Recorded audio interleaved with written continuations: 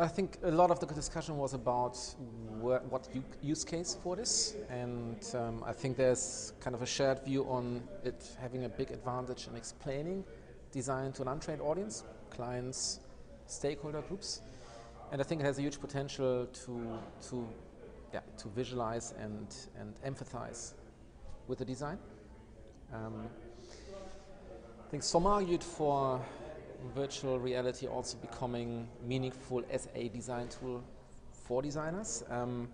Personally, I'm not really sure, because as designers we also often work with abstract subsets of information, which means we look at a particular aspect of the information to be able to interact with it very, very quickly. That has a lot to do with training, so we kind of speak a special language when we develop designs. Sometimes we have very reduced sets of image, like sketches. They're very fast.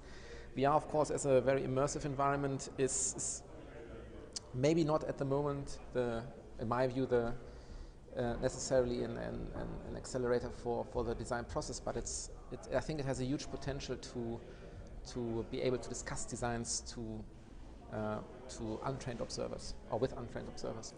So it's been around for a few years, in its infancy really. Where do you see it heading?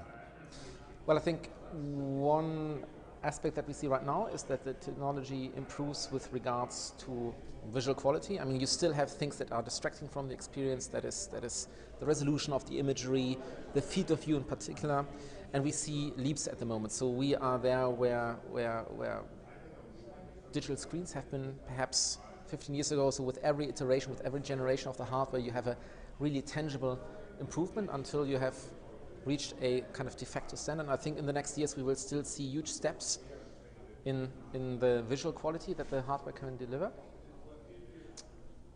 What was particularly outstanding, what came out of the discussion today that perhaps you weren't expecting? That is a good view, because I think there weren't big contrasts there weren't polar opinions with regards to the technology. I think there is a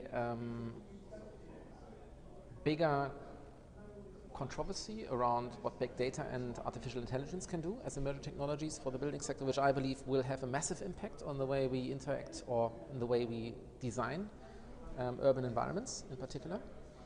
I think VR is very nice as a visualization tool, but I think what excites me most about current day technology is the promise of what we can do with aggregated information as designers. So I think this will probably allow us to look at completely different ways of designing than we did in previous years.